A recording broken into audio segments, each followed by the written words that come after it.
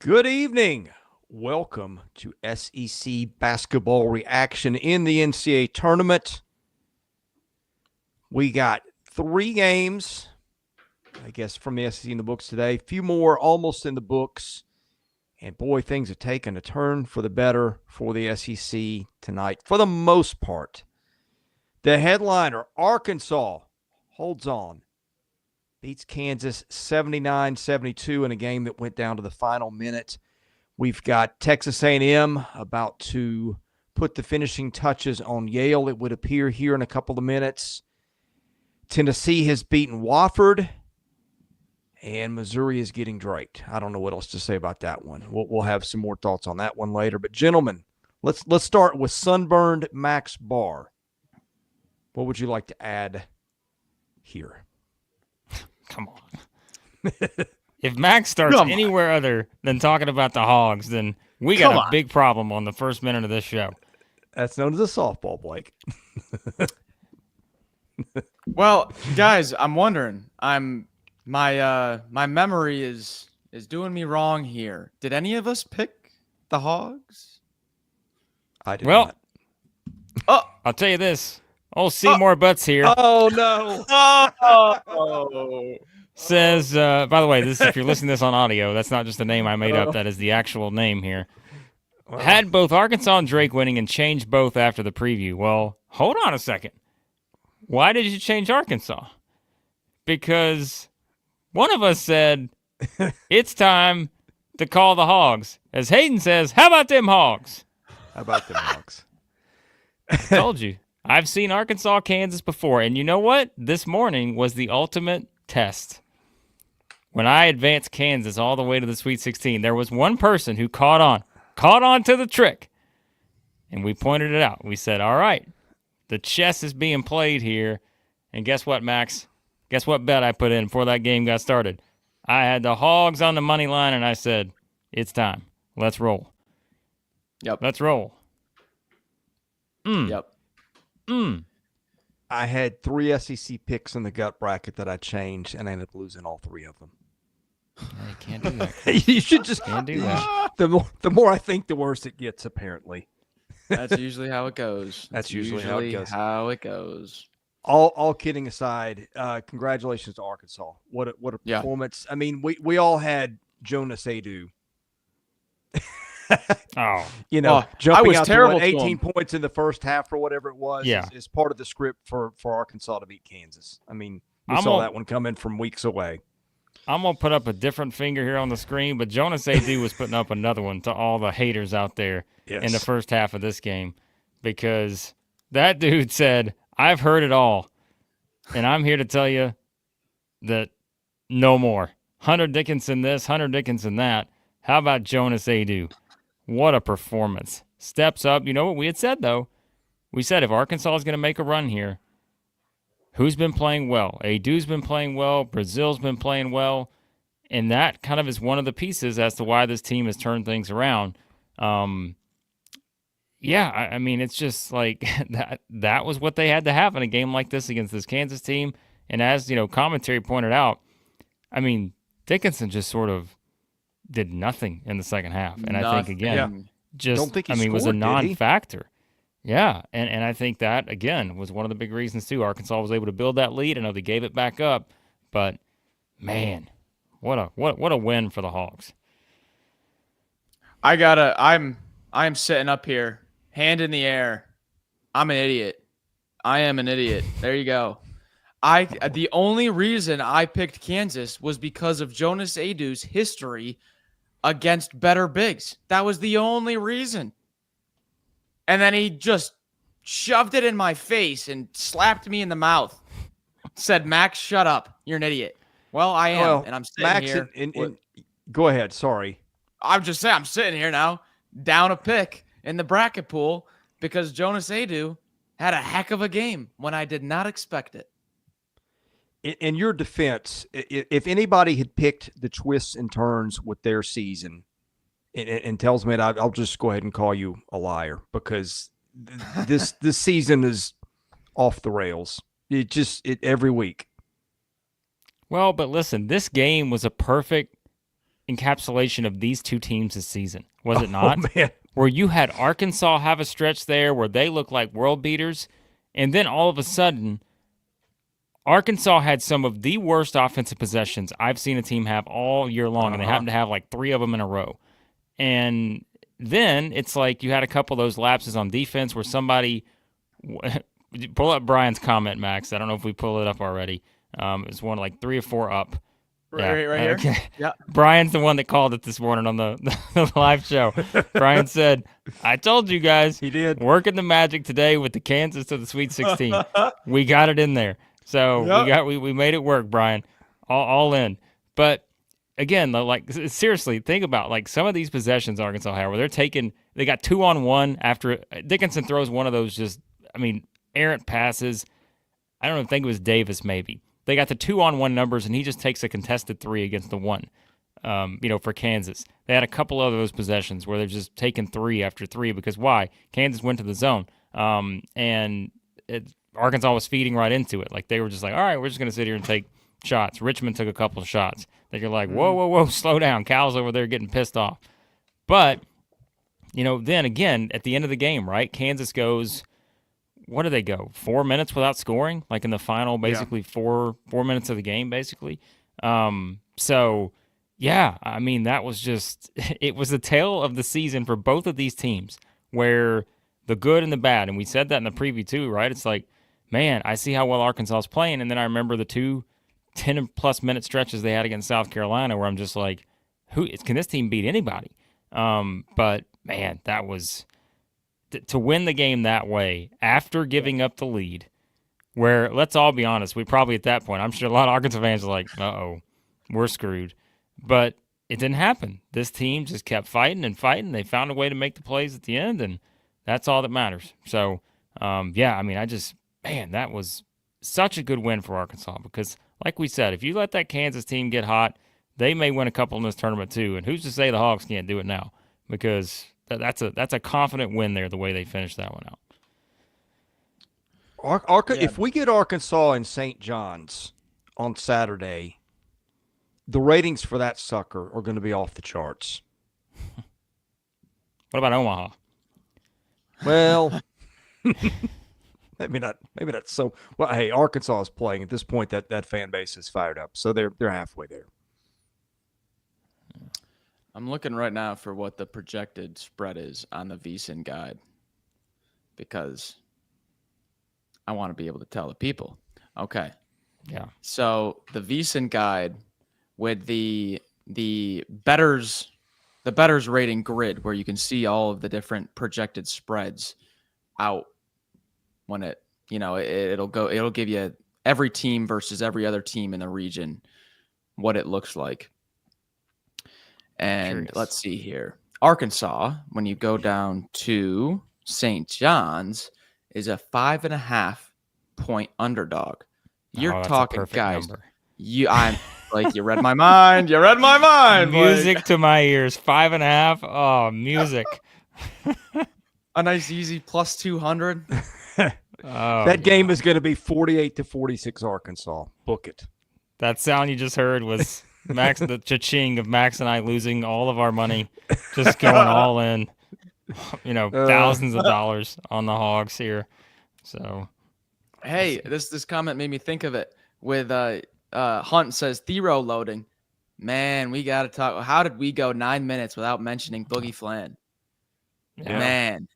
Man, what a game. And usually when you have a guy that has been out all year and he's like, just like, you think we're going to have him for March? You think we're going to have him for March? And he doesn't play. And then he tries to get like 10 minutes in the first round of a March game and it just completely throws a rut into the flow of everything. Not at all. Very impressed. Blake, you said it. Great win because there was a lot of things you could have put against them going into that game on why they shouldn't. And they proved pretty much every angle that you could pick them apart for. They did the opposite. Well, here's the thing with them now. You've now got 8 guys. Big Z didn't give them anything tonight, but he's had 20-something point games recently.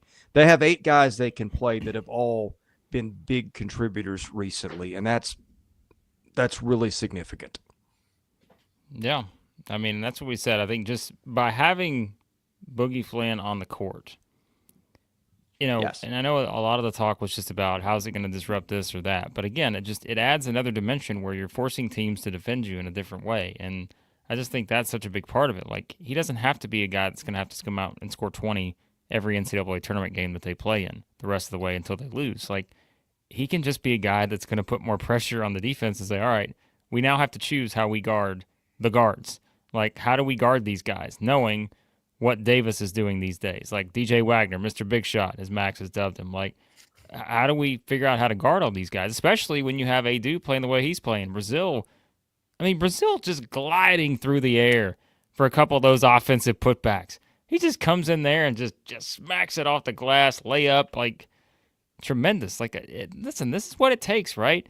It's just sort of, we talk about the whole season. Yes, they were very frustrating, and there were many reasons why you could point that out when it comes to, whether it was the injuries, whether it was the offensive deficiencies, at times early in the season. But I think, like now, though, this feels like the team that we thought it was going to be, like just the way that they've sort of finished the season here. And so, yeah, I mean, hey, you're the 10 seed. You're playing with house money at this point, right? Because you're going to be going up probably against the number 2 seed. You just knocked off the preseason number 1 team that was number 1 for the first month of the season or whatever it was with Kansas. Yeah, I mean, pressure's not on the Hogs right now. So, yeah, there it is. Like Gazelle, he's just flying through there with Brazil. Just came in for a couple. He was a couple of those down the stretch. He got those 2 big offensive rebounds and had a couple putbacks there that were significant. So, yeah, he did well. Boy, try Twitter search on Hunter Dickinson right now. Well, try a Twitter search on anything right now. Yeah, well, and you're gonna get some. But no, yeah, I'm sure. Yeah, that's a big part of it. Yeah, well, he's got to step up anyway. Man, the Hogs fans, guys, I am just my heart is full right now, seeing all the Hogs fans hopping in. It's been a long year, and those are the wins that make it all the more. It makes it so much more sweet when you got to go through a little bit of mud before, got to go through a little bit of a grind before you come out the other side. I feel great for the Hogs right now, and you know what? I don't care if that spread's 5.5. Give me the Hogs straight up. Can round. I bet it right now without knowing the opponent? Can I just go ahead and just bet that number right now without an opponent? I don't even care what it is. I don't care if it's Omaha. I don't care if it's St. John's. But yeah, so Boo Bear, it's just real. It's real. You're not dreaming. Although if you're dreaming about Southeastern 16, you're watching too much of us. But no, we appreciate you guys for doing that. We knew, yeah. Look, Chuck chiming in. Chuck's been a long timer here at the channel. Yeah. Been a long year. I know, Chuck. It's been a long year, but enjoying it now, and the Hawk fans should enjoy it. It's been a little sweet against the Jayhawks here in recent seasons in the NCAA tournament, which is why literally like that. I was probably getting ready to pick Kansas in the preview, but I said, you know what? I've seen this before, and I've seen the Hogs be counted out when it comes against this team here, and yeah, I mean, it just felt like it was one where it just had to kind of find that groove, and I think all the concerns about Boogie Fland being inserted and all this is going to mess them up, all this kind of stuff. Yeah, I mean, you could tell early on this team was ready for the challenge. What a great first half too. Like that first half, not that the second half wasn't, but man, that first half was just high level basketball, guys coming down, hitting shots on both ends. Yeah, tremendous stuff. But let's get to some super chats because we're a little behind here on those. Braden jumping in with a $2 super chat. Let's go Hogs, he says. Adu showing up when it matters. Yeah, an all-timer type game from Jonas Adu here. That'll go down as one of his best ones probably in his college career from that perspective. So $5 super chat from Zach. Zach's got 3 screens up on the computer, 1 on the TV, us on the mother monitor. What a time to be alive, Zach says. It's hard to Zach and I have been going back and forth all day. This is Zach's day. This is the day. This is the day. By the way, Max, we got a quick question here. You got Diet Summit Gatorade? Is that a new thing? Or? No, I've got a Gatorade Zero lime cucumber flavor. No. Lime no. cucumber. Oh, yeah. no. I like I the thought that was the extravagant. You thought that was Apple Burst. I thought that was Apple Burst. I've been trying to find Apple Burst since we drank that like it was just, water in a desert last week. That was some of the greatest liquid that has ever touched these lips. The Tremendous. chat does not like my lime cucumber at all. No, they shouldn't. It's awful. I would like that. I would drink that. Well, I'm Thanks, not Chris. surprised by that. I'm not surprised. It's a little by you two refreshing. being on the same page here. Hey, you can tell by my skin, I'm pretty burnt. Blake, look who's here. Yeah, Rusty's here to tell you that Max is drinking the grossest stuff ever. So, yeah. One of my Even best Bill's friends' like, name is Rusty. It's not a sponsor. No, it's not, Bill. He's doing this for free. This just makes it even worse. But Apple Burst is what you're looking for. All right. Let's get to the Dance King here. Gotta love the Dance King. $2 super chat. We did it. How far can the Hogs go? Well, how about this? We'll let you know tomorrow. Prediction video, preview video coming up early tomorrow. We're going to get Max Barr up at 3 a.m. Or he may just not go to sleep. But prediction videos coming tomorrow, previewing the matchup between Arkansas and Omaha. Huh? Can I put it into the universe? Hey, I laughed. John's. I laughed, but don't doubt Omaha. Give me St. John's. No, I want the best of the best here. Shout out to Corey, $5 super chat. Little woo pig suey. So happy. Corey's excited. Should be. Braden with a $2 super chat. Another one here. Boogie ready for the 40-minute allotment now. Yeah. Put him in. So how many did he total? I'm not seeing it on my StatCast. What did he play? 24. 24. I was going to say 23. 24. There you go. Yep. That lines up well with our trend this year of SEC coaches saying, he might get a few minutes out there, and then he starts the whole game. Goes right on. Yeah. By the way, I don't want to say anything, but I'm just saying something. Don't. Chris, what were you getting to? Okay. Don't. By the way, I don't want to say anything, but I'm just saying something. Okay? We know let's move on to the next topic. No, don't, Chris. Oh, Max, Chris, don't even try. Don't let him. Don't. Okay. On to the next topic. Just continue moving on here. Okay. Would anybody like to guess John Calipari's record against Rick Pitino? Ooh. Oh, I knew you were looking up something over there. Ooh, yep. Chris. Felt like I needed to know. I'm not even going to try to guess. Let's see. So hold on. We know they met. Wait, no. Hold on. Was Cal coaching the UMass team when they met in the... No. Well, yes? I'll give you a few hints. The first meeting, this is per our friend Andrew Hutchinson at Best of Arkansas Sports. Nice. The first meeting took place in the 1992 Sweet 16 in Philadelphia's famed Spectrum, where Kentucky defeated UMass by 10, which preceded, guess which game? Okay. Yeah. Yeah. I don't remember. Okay. Yeah. Let's see when the last meeting was. I don't know if that's in here. Well, it would have had to have been the Louisville. Was that? Yeah. Right? I don't know. What is the... I'm trying to see if it's in here. What's the record? Yeah. Let's see who gets close. I don't even remotely know. I'm not even going to try. I didn't either. I would have had no idea. So you just want me just to tell you? Yeah, 3 and 4. 12-9. Cal's favor. Wow. That's a lot. I did not expect that. How many of what? I wonder what the last 6 would be. Because Calipari was mid-major in it for a while. Yeah, I wish there was a list of the meetings, and I'm just not seeing one. UK brings it up right here. Pitino owned Cal when he was at UMass. Yeah, that sounds right. Yeah. I wonder what it would be like flipped. Interesting. Yeah. Here you go. I think this is a great super chat $2 super chat from Notorious here. Where the heck was this Cal for Kentucky? And I know there may be some Kentucky fans watching this, but I'm going to say something I know. If you didn't watch this game, it's not going to sound popular. If you did watch this game, I think you probably agree. I thought Cal coached a great game. Like, he did a couple things, like where, again, when things got a little testy, like made a couple adjustments. Even, I'll tell you, even a small thing like this. How nervous were Arkansas fans when they had to call 2 straight timeouts to get the ball in bounds at the end? So what did he do, right? Yes. You're out of timeouts. What did he do?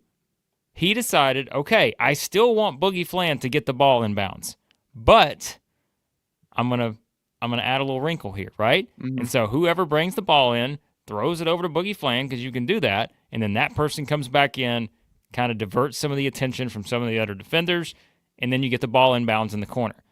Again, those are the little things where it's like that wins you games, and it won them this game. And so I think from that standpoint, give Cal some credit here. Even though they took some bad shots in some of those stretches, that's not completely on him. Like, I think he did a good job in terms of the game planning. He got those guys ready to go.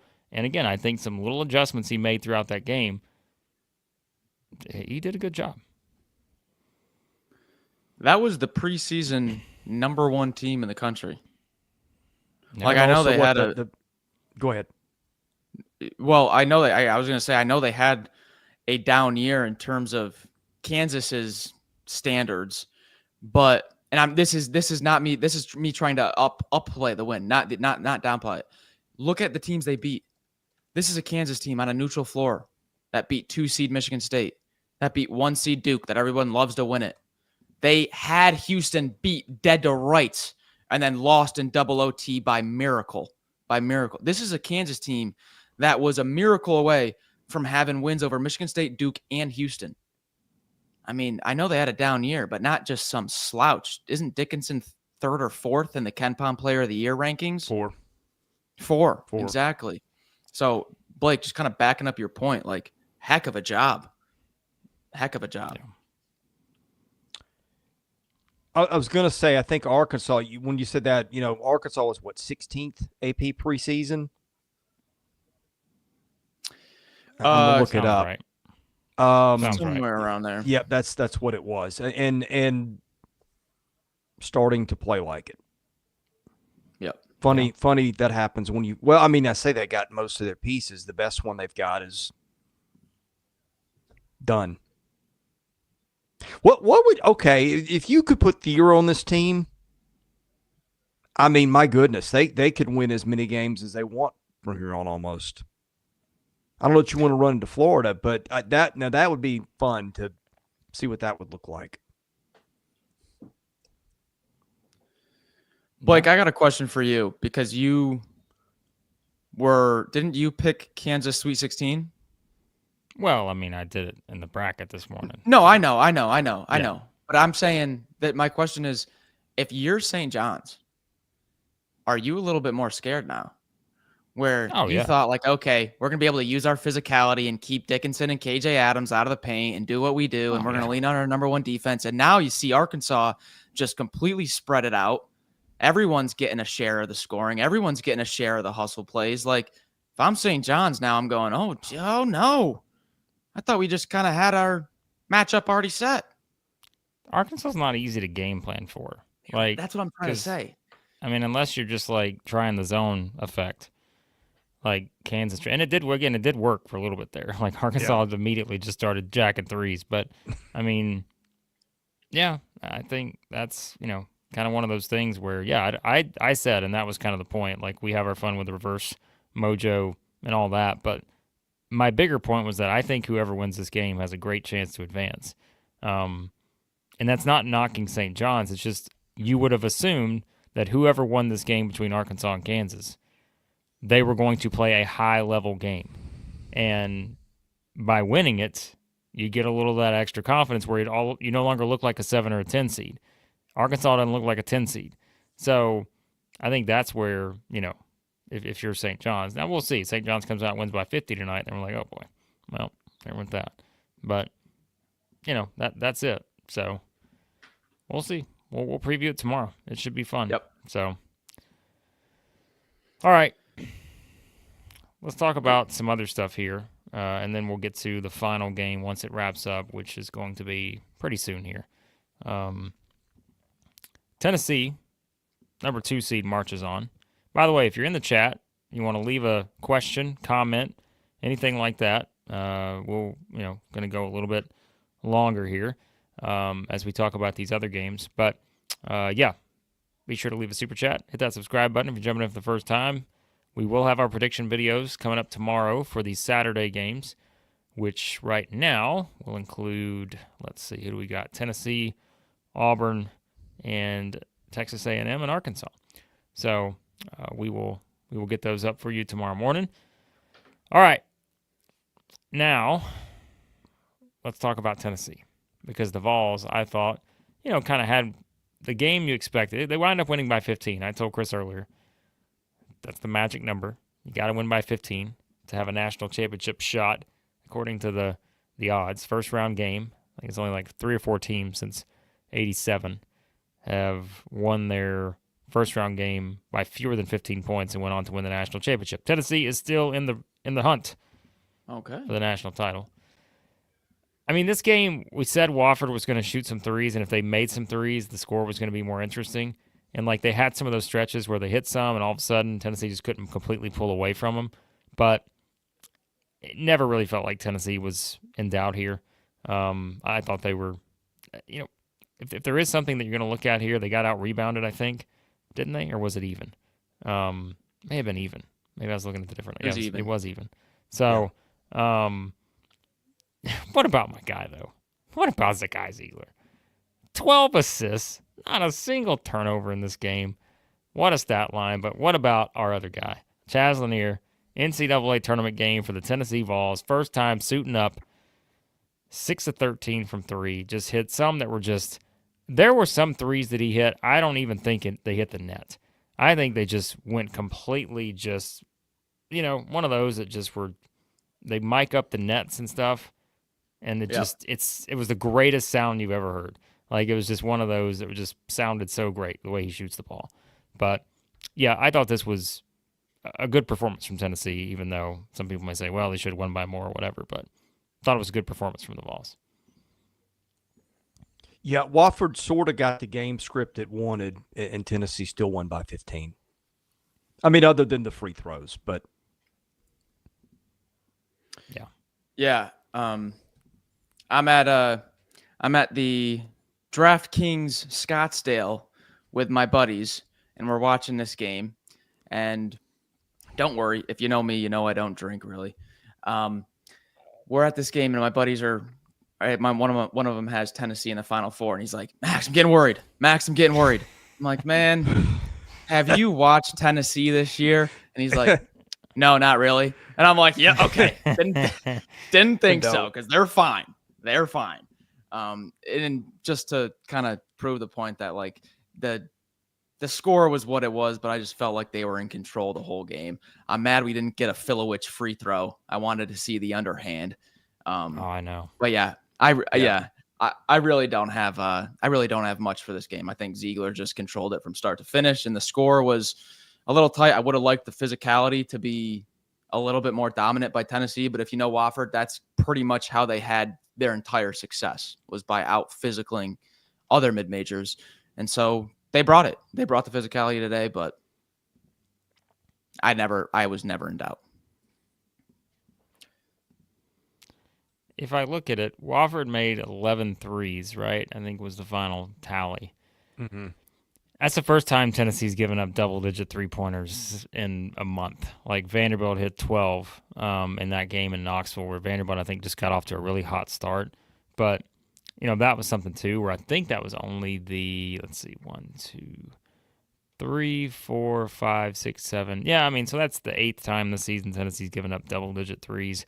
But from a percentage standpoint, again, it's just one of those that, they don't, that doesn't happen very often to them. And so I think it is kind of one of those where we said Wofford had the profile of a team because of the three-point element, where it's okay, if they get hot, it could get interesting. But this game sort of played out, I think, exactly how you would have expected, to be honest. So not a lot noteworthy, I think, coming out of it, other than just the fact that, I think if you're Tennessee, we talked about it. I mean, I think UCLA or Utah State, they do some things that could present some challenges, but we'll see who advances in this one. Yeah, I would have liked to see a little bit more out of Milicic, just because kind of had our eyes on him before. Yeah. Wanted a little bit more production. Still want a little bit more, but didn't need it. They will need it soon, though. I'm not worried about that. He's been really good for them in long stretches of the season. I mean, it's just like I said, it's take your turn with them a little bit. I mean, Lanier is the guy that's, if someone's going to go for 35, he gives them that. But I just, as I said in our live stream Sunday, I like them more than I did last year, just because they have different dudes who can take the scoring burden. Yeah, no, I agree. I'm still trying to figure out who I think's a worse matchup for Tennessee. So maybe that's a good thing for Tennessee, because there's nothing to me with these two, UCLA, Utah State. Like, they don't, where we said like Arkansas, Kansas, right? That game just feels a little bit different, where I don't know if those teams have like that huge upside the way that like an Arkansas or Kansas would have had. But you know what? And this is a compliment to Tennessee. I didn't spend 2 seconds thinking about it. I just advanced in 2 rounds and said, let's see what happens with Kentucky if Kentucky gets there.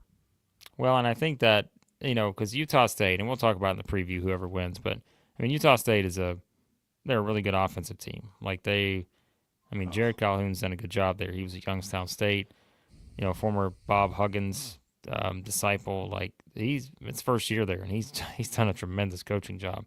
But then I look at UCLA and I'm like, sure, it's Mick Cronin. They're going to defend you. They're going to turn you over, those kind of things, which could be problematic. Ziegler may not go another game, with a 12 assists, 0 turnover ratio. But then I look at UCLA's profile. I'm just like, you know what I mean? Like, it's so I don't know. We'll talk about it, whoever wins. But yeah. So. Anyways. Well, Cronin spent a good bit of the year unhappy with his team, it felt like. So, well, or am I confusing that with last year? Maybe both. Maybe any year. All right, another team that's marching on.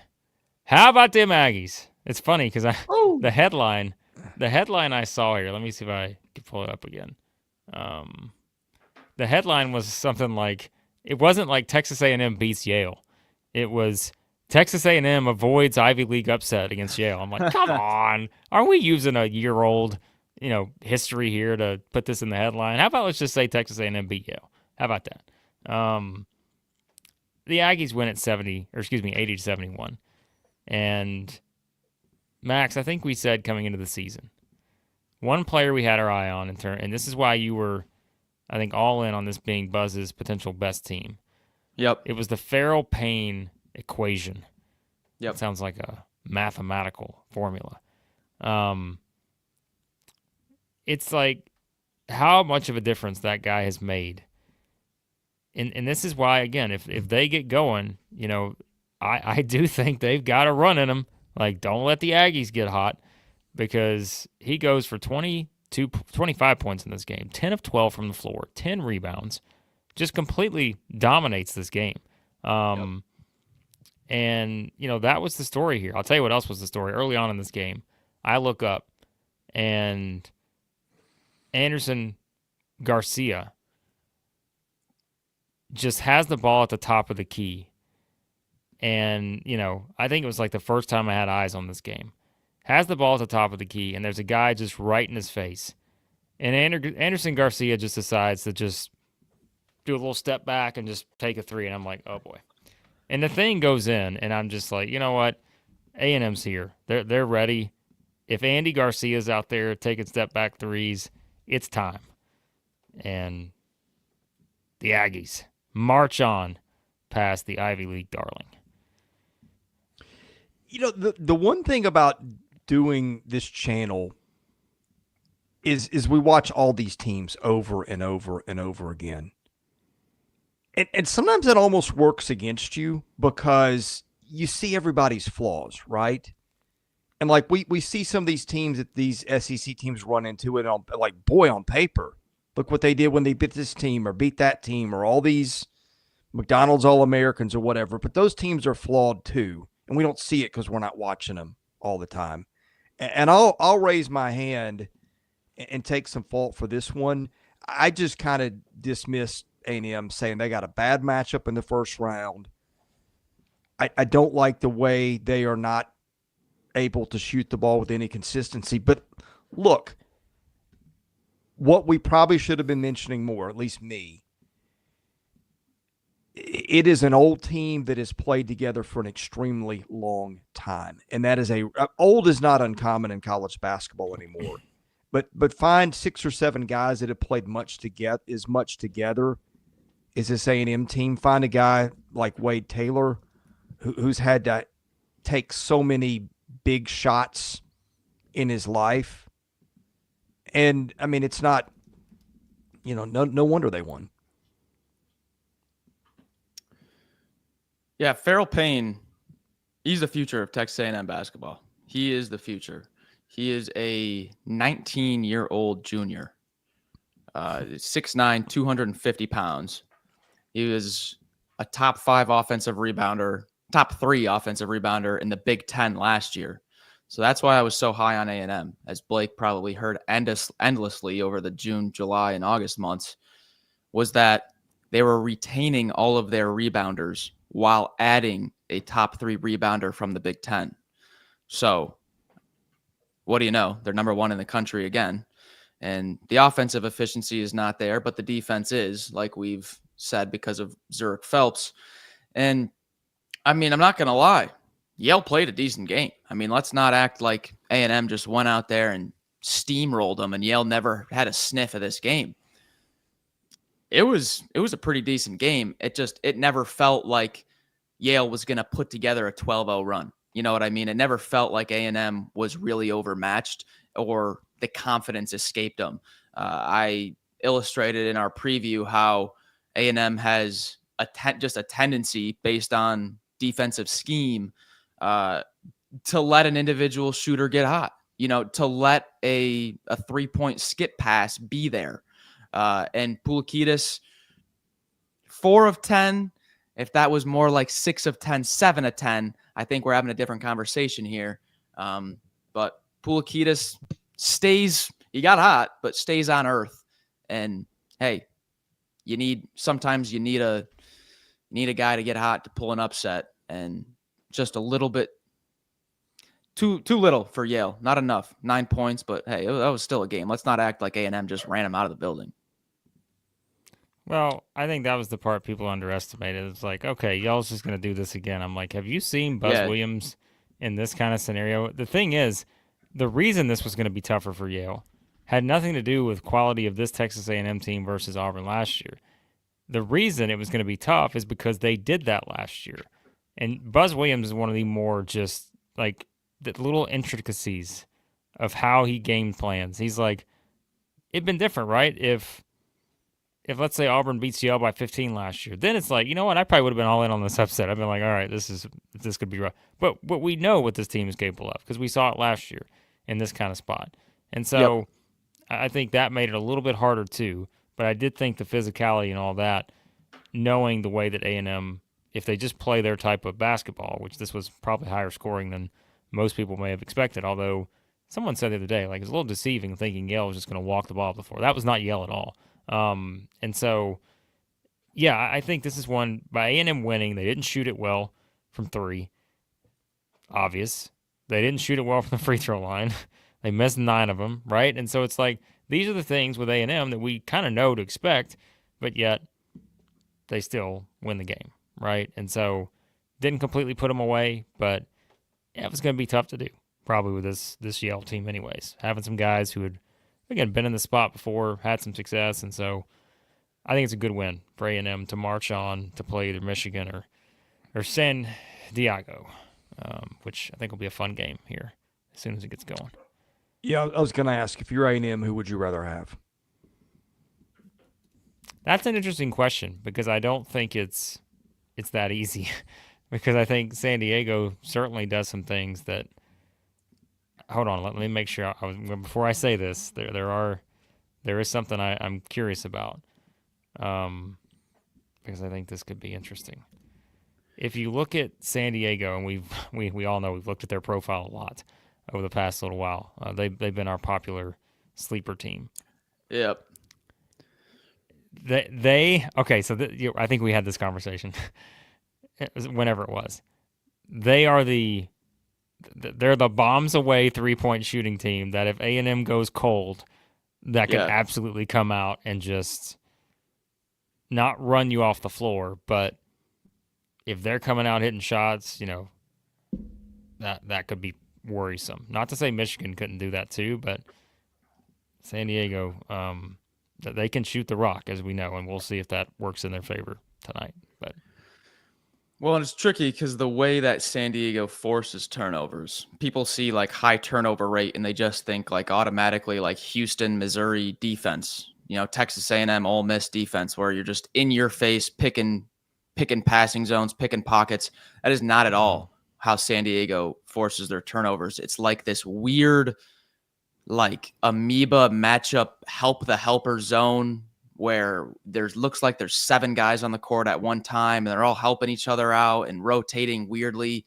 It's like a zone type of turnover thing where they pick your passes while you're trying to get it into the elbow and stuff like that not like pressuring you and stuff like that. So I could totally see A&M just dribbling the air out of the ball for 25 seconds and not having an entry pass, stuff like they mess your offense up a little bit more than just pressuring you is what I'm trying to say. Yep.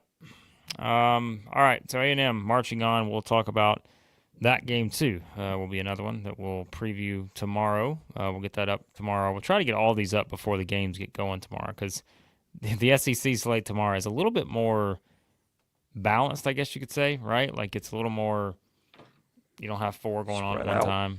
Yeah, a little more spread out. So, all right. Drake beats Missouri. And the Drake, sometimes you do everything you can to try to will the team to victory, but no Southeastern 16 reverse kiss of death or anything like that was going to matter here because, Drake sort of set the tone early, and that's why Drake is a 31-win team, is they just set the tone. And the tone was set. This is the kind of game it was going to be. And as soon as we saw that, I think sort of in the early going of this one, I just was like, yeah, this is probably going to be an issue. It just was not one that seemed to set up that well. And listen, I am someone who said how many radio things I've done this week. I didn't think this was the worst matchup for Missouri. But it's just if you let them get into how they want to play and you're not able to necessarily play the way you want to play, like that just becomes a problem, right? And one of the things that we talked about with Missouri, what have they done well this year? Done a great job taking care of the ball, right? Well, guess what won out? It wasn't the team that could take care of the ball. It was the team that could force turnovers. And Missouri turned over 17 times in this game, I think. Wasn't the final number? Yeah, 17 times. So one of Drake's strengths, advantage Drake. That was a big part of it. And what else Missouri do well this season? Shoot the 3 pretty well. And just did not happen tonight. So just could not make shots. Top 35 in the country in 3-point shooting this season. And they go 4 of 16. Caleb Grill, 1 of 7. You're not going to beat that team that just controls everything. Even though Drake missed almost every free throw imaginable, it seemed like, down the stretch. That was just, you can't put yourself in that kind of spot against them and expect to win.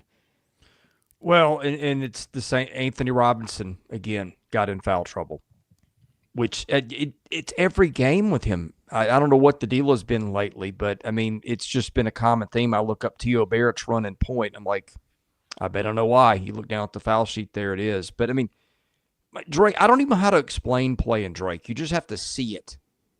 They grind you. They frustrate you. When you whatever you're down, it feels like you're down twice that. And Missouri made a run to get back in it late. But I mean, we mentioned this in the preview. They've got two guards, I think, that played 97 and 98% of their minutes, which is incredible. They asked Ben McCollum about load management. He kind of made, I think, a joke about it. But there's not another team even remotely like them, is there, guys? I don't think so. I don't think so. Yeah. And when I was looking at this game, I was looking at, when was Missouri at their best? Because obviously they went on a little bit of a slump. I mean, let's not deny it. The defense kind of fell off here as March turned the corner. When was Missouri at their best? Missouri was at their best when Caleb Grill was forcing the defense to scrap their game plan and to complete. I mean, you look at some of the biggest wins. The Florida win, Caleb Grill, 6 of 10 from 3. The Ole Miss home win, 5 of 9 from 3, followed up by the massive road 20, 30-point win at Mississippi State. I remember that those 2 weeks. We had the Florida win, and then the next week or 2 weeks after, it was the Ole Miss and Mississippi State road win that just looked fantastic. Caleb Grill, 6 threes, 5 threes, 6 threes in those 3 games. You go to the Alabama win, the huge win for Missouri. He only went 3 of 9 for 3, but he had a season high 10 free throws made. So when Missouri was at their best was when Caleb Grill was forcing the defense to do stuff they didn't want to do. And when he wasn't on his shot today, what was it, Blake? 1 of 6, 1 of 7? Chris, maybe you know? Yeah. 1 of 7. When that aspect of Missouri's offense isn't there, it takes a huge part out and puts a ton of pressure on Missouri's rim pressure without Grill kind of pulling everybody out.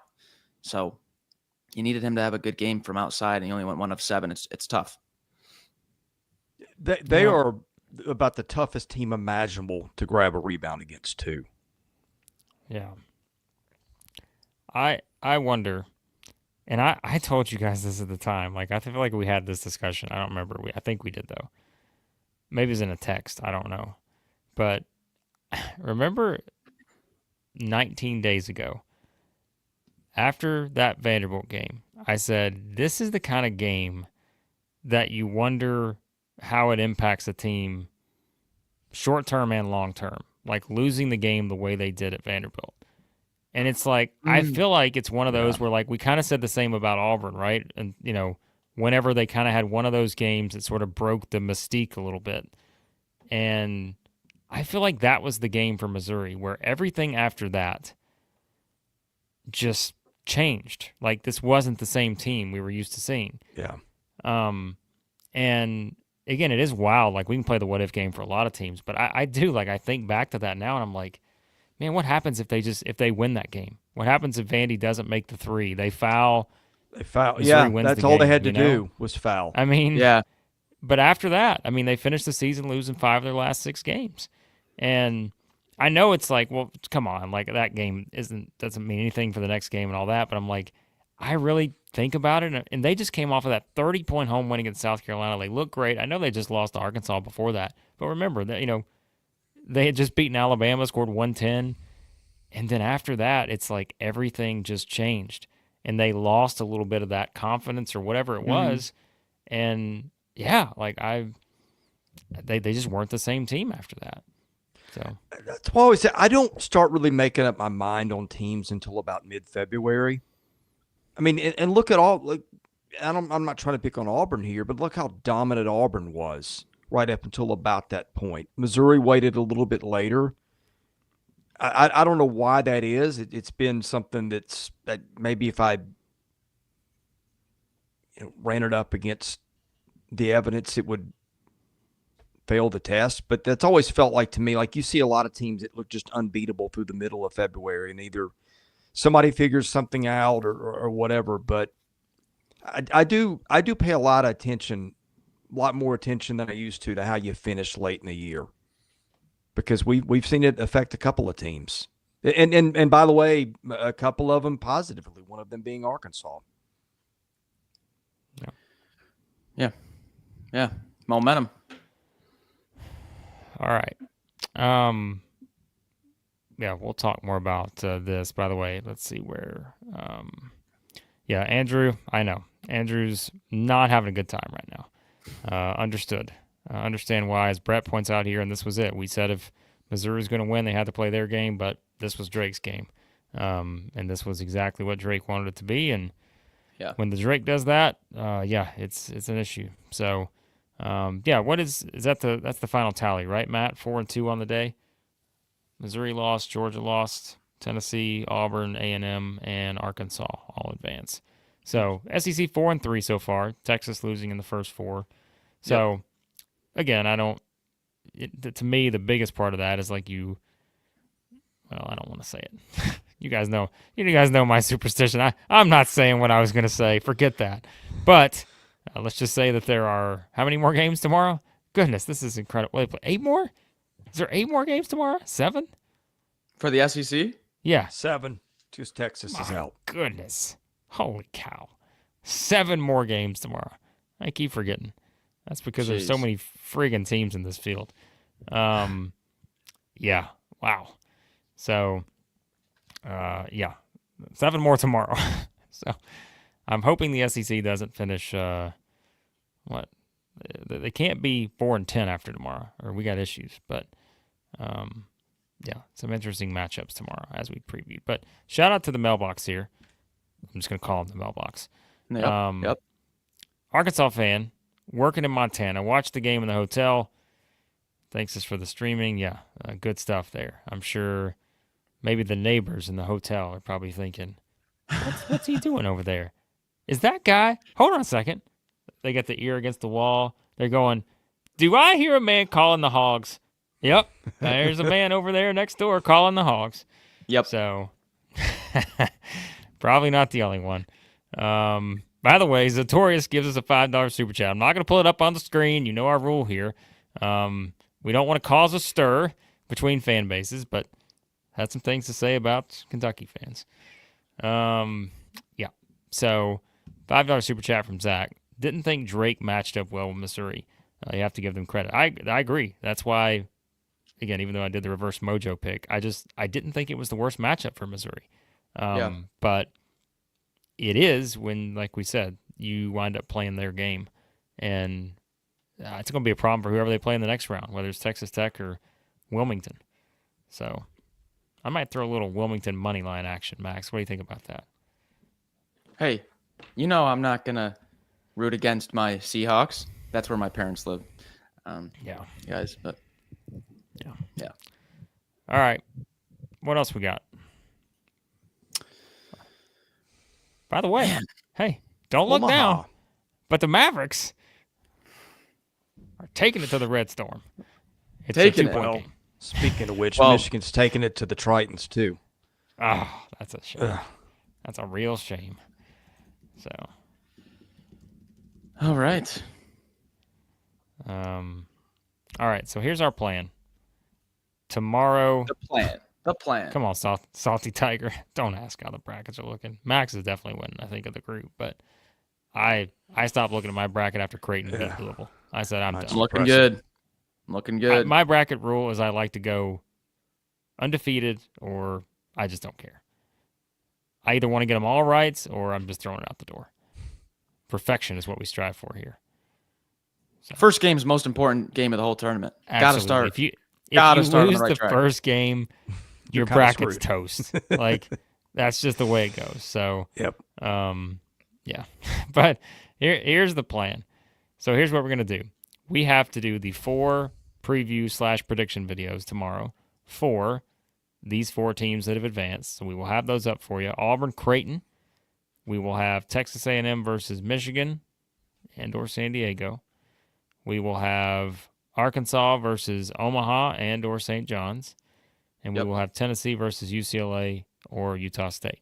Those will all be up tomorrow. Our goal is to get those up before the first game is tipped tomorrow, which, by the way, the first game tomorrow is Mississippi State.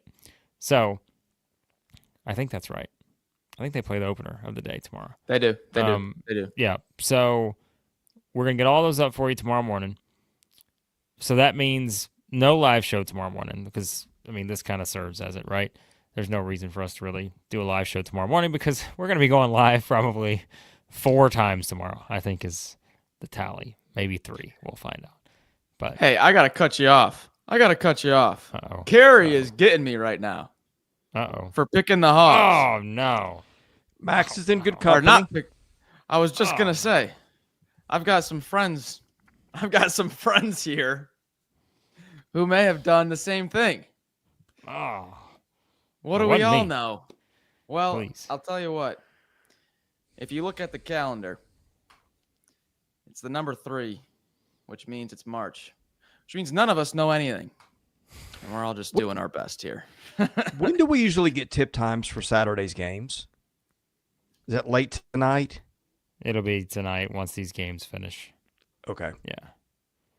By the way, quickly on the way out here, everybody's asking us, lots of people asked in the comments. We did the Auburn stream earlier, but did you see what Stephen Pearl said? Incredible.